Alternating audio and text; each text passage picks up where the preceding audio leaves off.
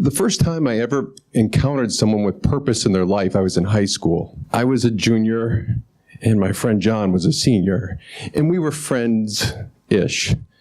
John was always riding his bike around town. I was a jock, so I had a different group of friends, but he lived just down the street. And we were in Latin class together. And John was a year ahead, so he was getting ready to graduate. And I said, John, what are you going to do when you graduate? He goes, oh, I'm going to go to California and ride bikes. What? No, when you graduate high school. See, where I lived, you had two choices, really. You went on to university, or you went to work for General Motors. That was it. Those were your two choices. If you went on to university, it would take you about 15 years of work to catch up to where the guy is at General Motors. So most people tried to get into General Motors, and if they couldn't, they went on to university. Nobody said, I'm going to go to California and ride bikes. In fact, it was so disturbing to me that I felt like in this 3.5 minutes before the class was going to start, I had an obligation to talk him out of it. John, this is ridiculous. You can't go to California. You can't make a living riding bikes.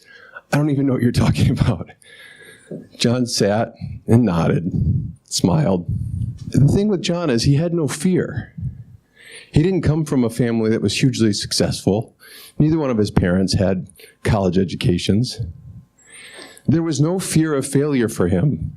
That's what he wanted to do. That was his passion. That was his purpose. He was going to go for it. And I said to him, what happens if it doesn't work out? And he just kind of shrugged. Nothing. Nothing happens. But it still was disturbing, because I was thinking, where are his parents? Who's not telling him, somebody's got to tell him not to do this. I had, over the course of my life, even in high school, had been directed in some way of what I was supposed to do, what my purpose was supposed to be, at least what my job was supposed to be, right? You kind of follow the leader. Your parents, their parents, your neighbors' parents, that's what you do. And heaven forbid you do something crazy, especially in my town, and embarrass your parents. So don't do anything crazy. My father used to say this all the time, just don't embarrass me. So I didn't follow the same path as John. I went to college, went into business. I always loved film, but I went into business because nobody from my town became a filmmaker. Fast forward several years, I had moved to Charlotte, North Carolina, and I was sitting in the waiting room of a doctor's office, and I flipped the page of a GQ magazine. Congratulations, John Tomac, 8-time world champion BMX bike rider, 10-time world champion mountain bike rider, John Tomac Mongoose, John Tomac Racing. Holy shit. That kid that said, I'm going to go to California and ride bikes, went to California and rode bikes. Amazing. And of course, my first thought was, oh, he was so lucky.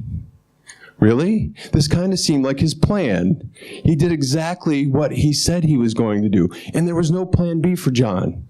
It wasn't like, if this fails, then I'm going to do this.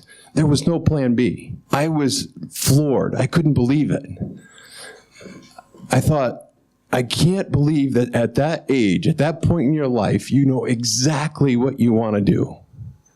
I had no idea. Maybe I did. But I wasn't confident enough to take that next step. Here's the thing. The fear is what keeps most of us where we are. And it's actually not fear of failure. It's fear of humiliation. Failure is nothing. If you could fail in a vacuum over and over and over again and nobody knew about it, you wouldn't care one way or the other. It's the humiliation, it's the embarrassment that we're most afraid of. So I would slowly get my chance.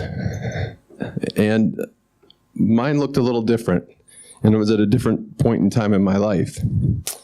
I went through college and I kind of pinballed from job to job and never really loved the job. Once I got good at it, then I wanted to go do something else.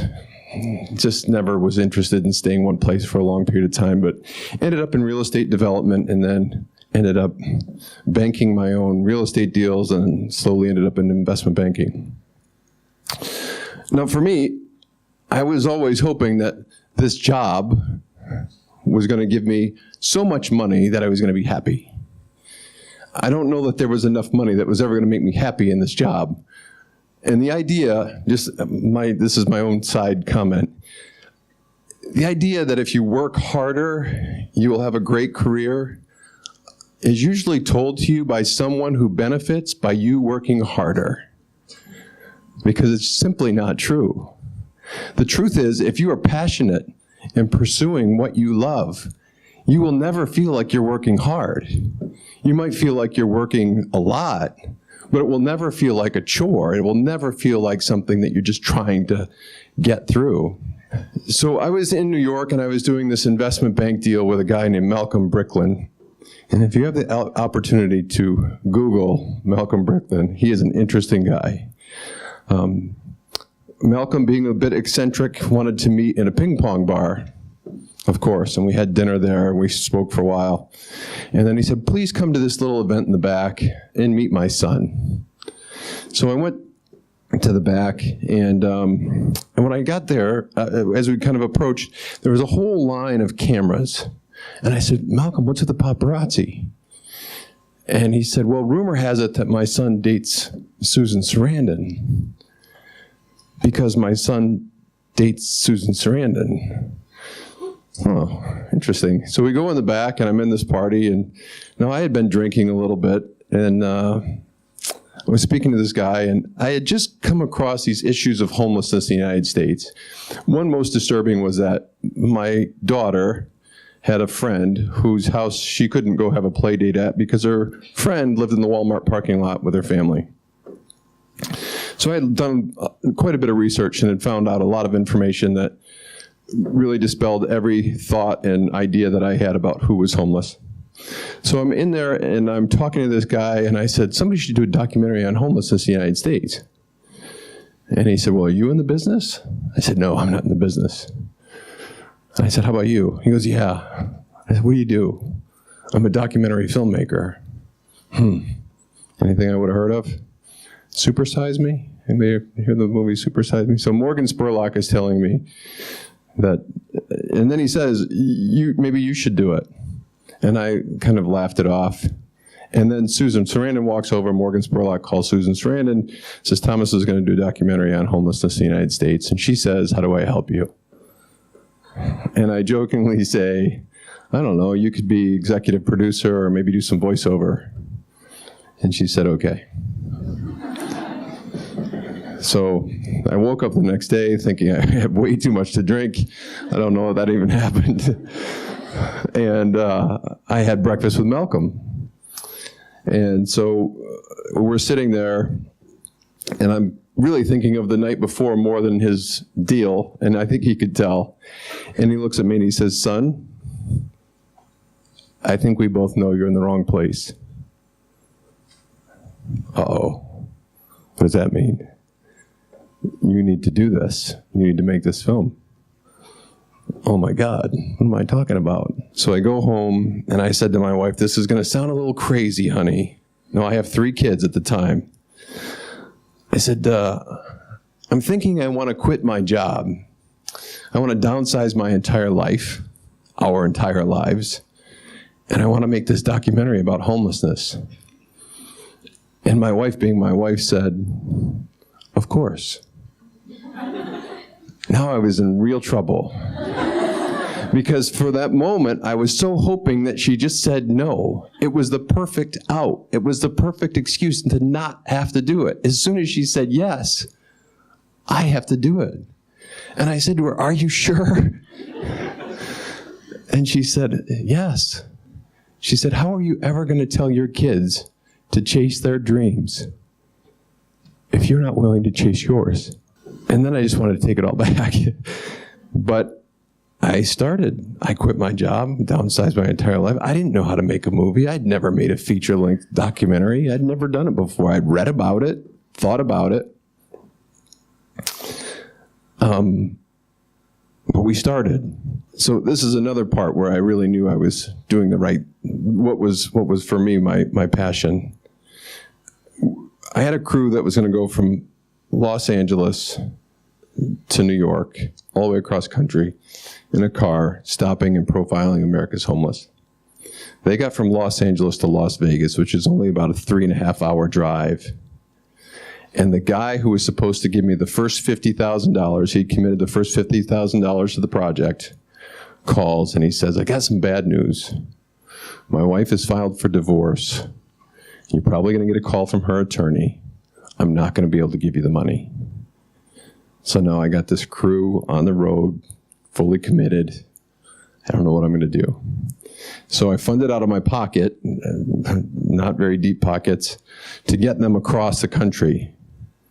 And at the second to the last stop in Washington, D.C., they were going to New York, I ran out of money. I didn't have any money. Now, this isn't to pay them for what they were doing. This is not their salary. This is just the expenses to get them across the country.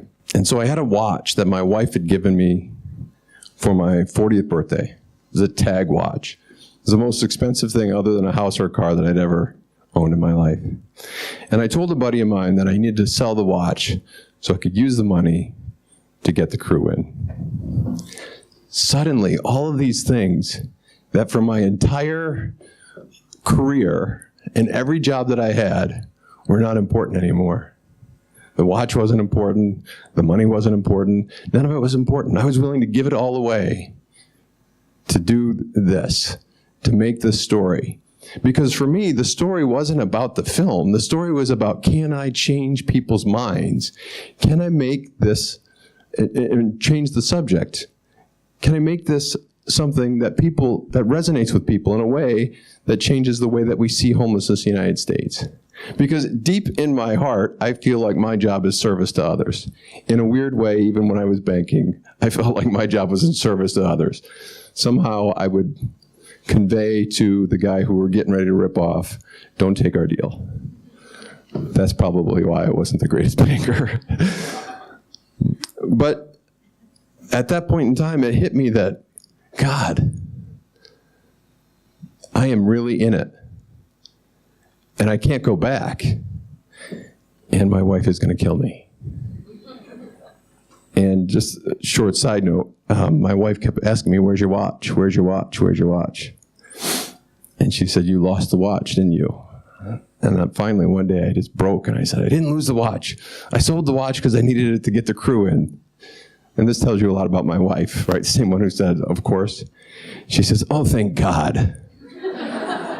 I thought you were irresponsible and just lost it. At least you used it for something good. And so that's how I started. That's how this whole thing got started. And I just have kept going. But never once have I felt like I was working. Never once did I ever feel like I was doing something that I didn't want to do.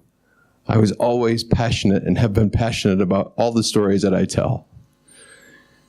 What's amazing to me, though, is how many times I talk to people and they say, like I said about John Tomac, wow, you're so lucky. You're so lucky. I guess I'm lucky that I found the thing that I was most passionate about. And with a little nudging, I was willing to jump off and try. And I'm not suggesting that we all run out today and quit our jobs. But this is the doing segment of so maybe we should do something. But I'm not suggesting that you don't. I mean, it worked for me. It worked for John Tomac. But I think what's interesting is we take so much advice and we take so much from the people who are the experts. And the experts are all of these people who have never done. They're all of the people who have never tried. They've never failed. They've always avoided it. My father was one of them. Don't embarrass me. Don't embarrass me. Don't try anything. Don't fail. Don't embarrass me. Why? Why not? You get one chance in my mind. You get one chance. At the end of your life, are you going to look back and say, oh, thank God I made the bank a lot of money? It doesn't seem that great. It doesn't seem like that's a story that needs to be retold over and over again. Maybe. I don't know if it's what your passion is. If it's what your passion is. But it just feels like there's opportunity. And I know here, especially, I don't mean this in a bad way, not you guys, because you're all doers. You wouldn't be in here if you weren't. We worry so much. It's not just the pressure of ourselves failing, it's the pressure of everybody else watching us fail. It's the pressure of everyone else standing outside of us and watching potential failure because we're willing to try. If we can set that aside somehow, surround yourself with people who have failed and are getting up and trying again, who are willing to put it all out there over and over and over again in hopes that this is the time that they will be successful, whatever that word even means. Those are the people you need to surround yourself with. Those are the people who eventually will be the John Tomac. And for God's sakes, you might be the next John Tomac. You don't listen to me 3 minutes before Latin class? Try to talk you out of it? Come on. I wish I had more insightful and crazy ideas that I could tell you. But my life has been this, and Luke Jones is sitting over here, and Luke and I have known each other for not very long. But I've told Luke so many stories about myself and about my life. And they really seem to start at the point that I left that job. That is what I recount as my life, not my biological life. My life started then. Thank you. Have a great afternoon and doing.